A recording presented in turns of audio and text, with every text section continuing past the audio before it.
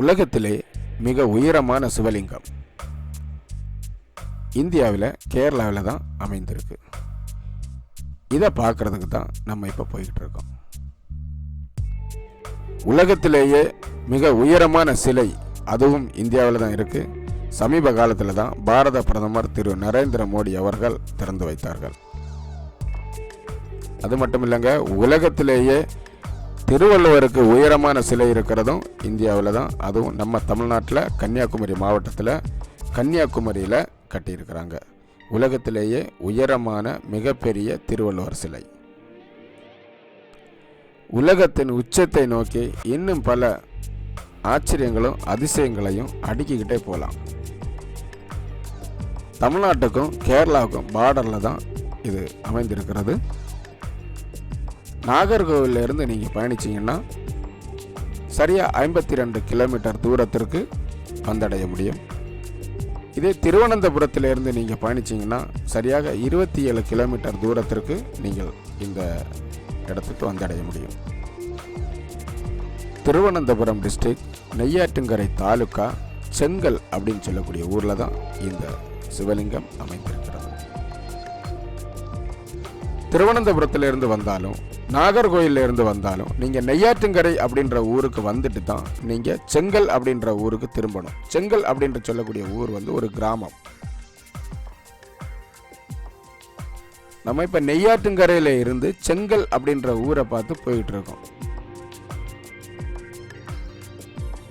கோயிலுக்கு பக்கத்தில் வந்துட்டோம்.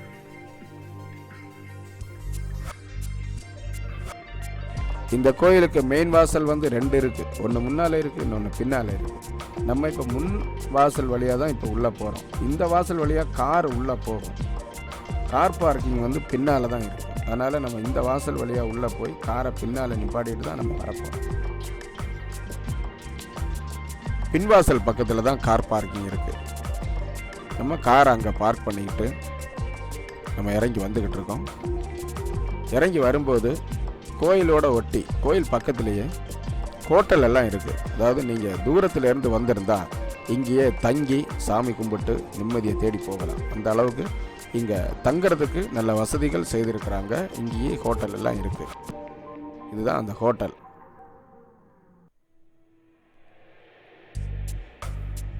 இந்த ஹோட்டலை பார்த்தாலும் நமக்கு ஹோட்டல் மாதிரி தெரியாது.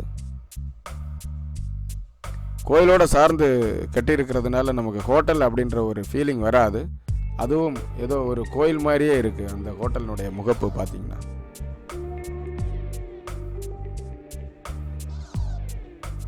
இந்த கோயிலினுடைய முன் தோற்றம் இதுதான். நம்ம எல்லா கோயிலுக்குமே போகும்போது முதல்ல நந்தி கடவுள் இருப்பாங்க. இங்கே முதல்ல நந்தி கடவுள் இருக்கிறாரு. நந்தி கடவுளுக்கு அந்த பக்கம் 2 யானையினுடைய மிகப்பெரிய சிற்பங்கள் 2 வச்சிருக்கிறாங்க. இந்த இடத்துல கடைகள் இருக்கு. இந்த கடைகள் பார்த்தீங்கன்னா கோயிலுக்கு தேவையான பூஜை பொருட்கள் வாங்குறதுக்கு மட்டும் இங்க கடைகள் இருக்கு.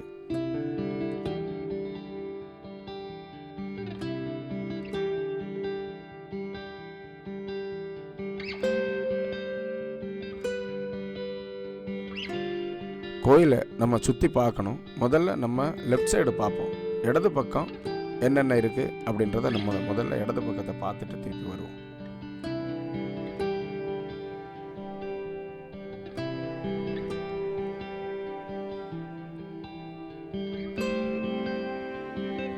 கட்டிடங்கள் எல்லாமே கருங்கல்லால் கட்டப்பட்டது. இந்த மதில் சுவரில் இருந்து தரை போட்டிருக்கக்கூடிய தரைத்தளம் வரைக்கும் கருங்கல்லால் அமைச்சிருக்கிறாங்க.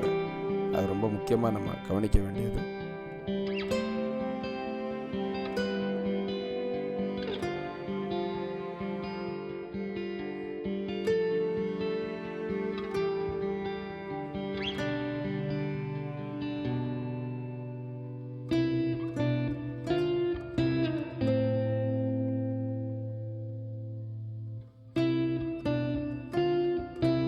இப்போ நம்ம போய்கிட்டு இருக்கிறது இடது பக்கம் பார்த்தீங்கன்னா நம்ம உள்ளே வந்த நுழைவாதல், முதல்ல இருக்கக்கூடிய நுழைவாதல். இப்போ நம்ம இப்படியே போகிறோம். இப்படியே போனால் நம்ம இந்த கோயிலினுடைய சுற்றம்பலத்துக்கு உள்பக்கம் போக முடியாது. ஸோ அதனால் நம்ம இப்போ இந்த இடத்த பார்வையிட்டு திரும்ப வர்றோம். திரும்ப முன்வாசல் வழியாக தான் நம்ம உள்ளே போக போகிறோம்.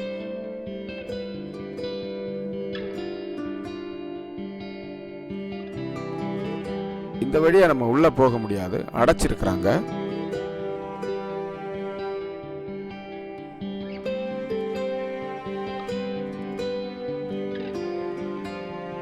இங்க நின்று பார்த்துக்கலாம், மற்றபடி உள்ள இந்த வழியா போறதுக்கு வாய்ப்பு இல்லை, அடைச்சி வச்சிருக்கிறாங்க. அதனால நம்ம வந்த வழியாவே திரும்ப போய் வலது பக்கம் வழியா நம்ம உள்ள கோயிலுக்கு உள்ளால போக போறோம்.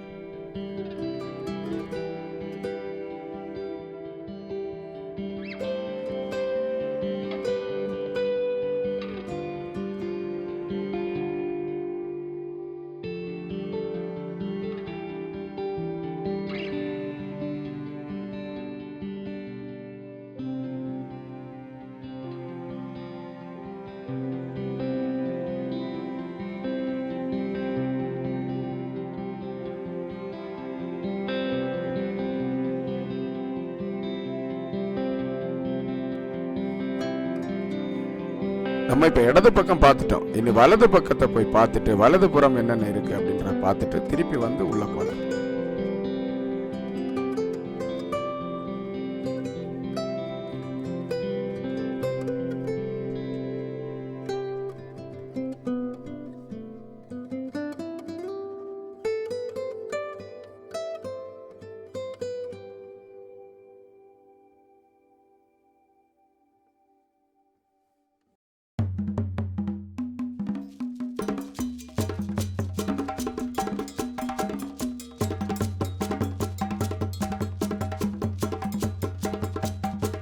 இந்த சிவலிங்கத்தினுடைய கட்டுமான வேலைகள் சமீப காலத்துல தான் முடிஞ்சிருக்கு. இப்ப பெயிண்டிங் வேலை செஞ்சுக்கிட்டு இருக்கிறாங்கன்னு நினைக்கிறேன். நான் கேட்டேன் ஒருத்தர்கிட்ட, பெயிண்டிங் ஒர்க் நடந்துகிட்டு இருக்கு அப்படின்னு சொன்னாங்க.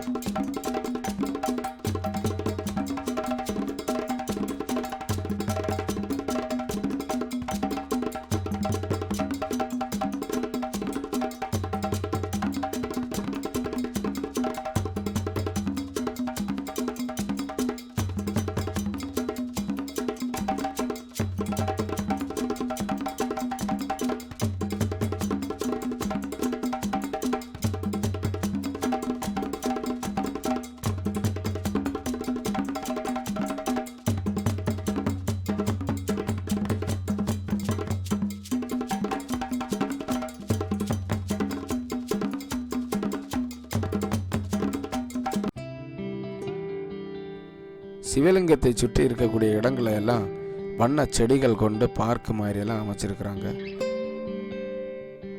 அது மட்டும் இல்லை, நமக்கு களைப்பாடுறதுக்கு இருக்கைகளும் எல்லாம் அமைச்சிருக்கிறாங்க.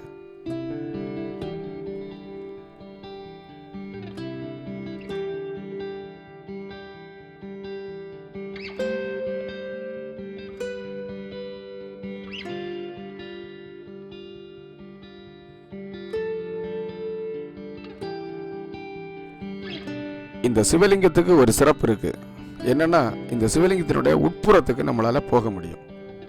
இப்போ அவங்க நம்மளை அலோவ் பண்ணல, ஏன்னா அங்கே பெயிண்டிங் வேலை நடந்துகிட்டு இருக்கிறதுனால அவங்க க்ளோஸ் பண்ணி வச்சிருக்கிறாங்க. இப்போதைக்கு நம்மளால உள்ள போக முடியாது. இதே மாதிரி இன்னொரு நாள் நான் வந்து இந்த உட்புறத்தை எல்லாம் படம் பிடிக்கணும் அப்படின்னு முடிவு பண்ணியிருக்கிறேன். இந்த சிவலிங்கத்தினுடைய சிறப்பு உட்பகுதியில் என்ன இருக்கு அப்படின்னு நாங்கள் விசாரிச்சப்ப அவங்க என்ன சொன்னாங்கன்னா, இதனுடைய உட்பகுதியில் 8 அடுக்கு நிலைகளை கொண்ட ஒரு அற்புதமான ஒரு காட்சி இதனுடைய உட்பகுதியில் இருக்கு. 8 நிலைகள். இந்த 8 நிலைகளிலேயும் ஒவ்வொரு நிலையிலையும் கைலாய மலையை பார்ப்பது போன்ற ஒரு பரவசம் நமக்கு இருக்கும் அப்படின்னு சொல்றாங்க. அப்படின்னா என்னன்றதை நம்ம இன்னொரு நாள் வந்து இந்த படம் பிடிச்சு நான் நிச்சயமாக உங்களுக்கு காட்சி அளிக்கிறேன்.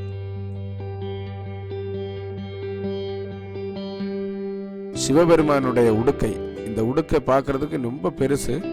உங்களுக்கு பார்க்கறதுக்கு வீடியோவில் பார்க்கறதுக்கு சின்னது மாதிரி தெரியுதோ என்னன்னு தெரியல. எனக்கு ஒரு 2 மாடி கட்டிடத்தை விட மிகப்பெரிய ஒரு உடுக்கை. இந்த உடுக்கை சிவபெருமானுடைய லிங்கத்தோடு சேர்த்து கட்டியிருக்கிறாங்க.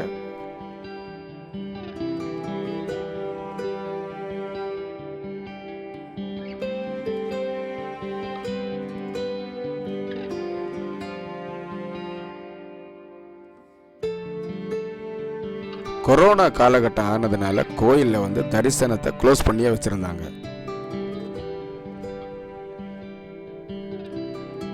கோயில் திறந்தாச்சா அப்படின்றத கேட்டு தெரிஞ்சுக்கிட்டு தான் இன்றைக்கி நான் வந்திருக்கிறேன். நான் இன்றைக்கி ஷூட் பண்ணக்கூடிய வரக்கூடிய இன்றைக்கி தான் இந்த கோயிலில் திறந்துருக்குறாங்க.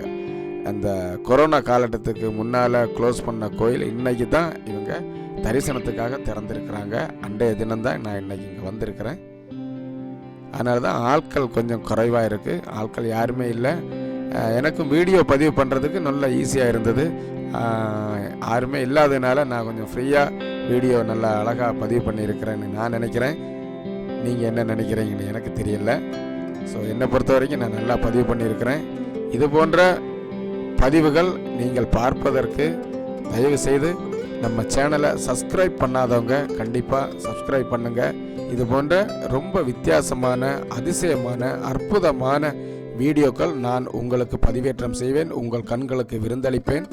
ஆகவே நம்ம சேனலை கண்டிப்பாக சப்ஸ்கிரைப் பண்ணுங்கள், உங்கள் நண்பர்களுக்கும் ஷேர் பண்ணுங்கள். உங்களுக்கு தோன்றக்கூடிய கேள்விகளோ கருத்துக்களோ ஏதாவது உண்டுன்னா எனக்கு கண்டிப்பாக நீங்கள் கமெண்ட் பண்ணுங்கள்.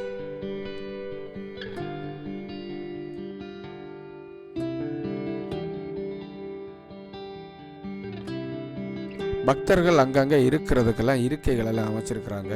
கோயிலினுடைய சுற்றுவட்டார பகுதியை பார்த்திங்கன்னா ரொம்ப பெருசாக இருக்குது. பல ஏக்கர் நிலத்தில் இந்த கோயிலை அமைச்சிருப்பாங்க அப்படின்னு நினைக்கிறேன்.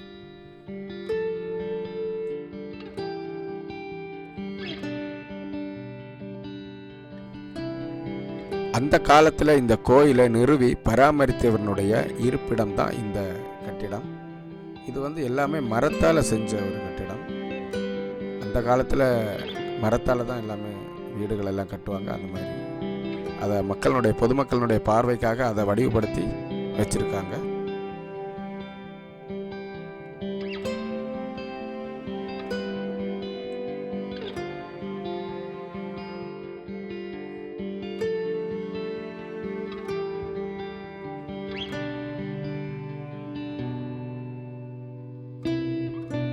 கோயிலை சுற்றி சுற்றி படம் பிடிச்சிக்கிட்டு இருக்கும்போது என்னுடைய மனசுக்கு ஒரு நல்ல ஒரு அமைதி நிலவுற மாதிரி தெரியுது.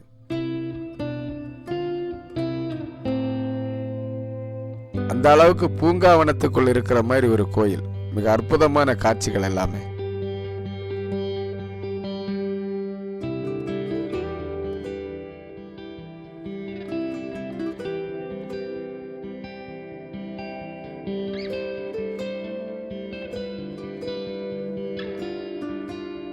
பார்க்கிறவங்க கண்ணுக்கு பிரமிக்க வைக்கக்கூடிய ஒரு தோற்றம் தரக்கூடிய ஒரு சிவலிங்கம்.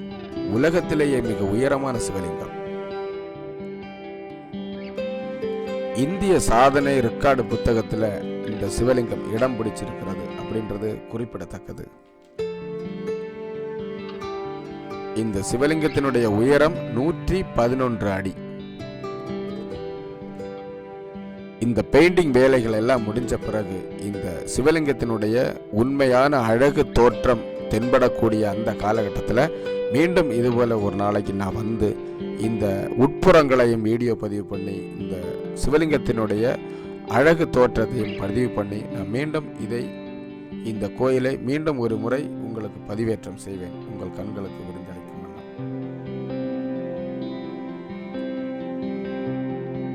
கோயிலினுடைய சிவலிங்கம் இருக்கக்கூடிய இடத்தையும் கோயிலுடைய சுற்றுவட்டார பகுதியையும் நம்ம இப்ப பார்த்துட்டோம்.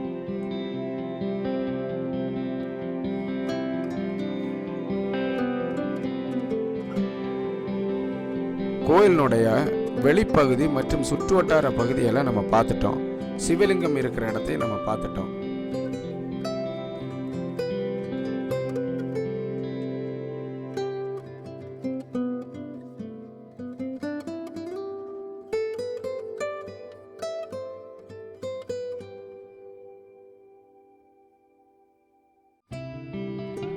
கோயிலுடைய வெளித்தோற்றம், அதனுடைய சுற்றுவட்டார பகுதிகள், சிவலிங்கம் அமைந்திருக்கக்கூடிய இடங்கள் எல்லாமே நம்ம தெளிவாக பார்த்துட்டோம். நம்ம கோயிலுக்கு உள்ள போகிறோம். சுற்றம்பலத்துக்கு உள்ளால நம்ம இப்போ போகிறோம். ஆனால் ஒன்று, கருவறை அமைந்திருக்கக்கூடிய இடத்துல நமக்கு வீடியோ பதிவு பண்ணுறதுக்கு அனுமதி இல்லை. அதனால் என்னால் அதை பதிவு பண்ண முடியலை. இந்த நிகழ்ச்சி உங்களுக்கு பிடிச்சிருக்கும் அப்படின்னு நான் நம்புகிறேன். நம்ம சேனலை சப்ஸ்கிரைப் பண்ணாதவங்க தயவு செஞ்சு சப்ஸ்கிரைப் பண்ணுங்கள். உங்கள் நண்பர்களுக்கும் உங்களுடைய உறவினர்களுக்கும் ஷேர் பண்ணுங்கள், எனக்கு கமெண்ட் பண்ணுங்கள். பக்கத்தில் இருக்கக்கூடிய பெல் பட்டனை கண்டிப்பாக ப்ரெஸ் பண்ணுங்க. அப்பதான் நான் பதிவேற்றம் செய்யக்கூடிய நிகழ்ச்சிகள் அவ்வப்போது உடனடியாக உங்களை வந்து சேரும். மீண்டும் இதுபோன்ற அற்புதமான ஒரு நிகழ்ச்சியோடு உங்களை சந்திக்கும் வரை உங்களிடமிருந்து விடைபெறுவது உங்கள் சிவகுமார். நன்றி, வணக்கம்.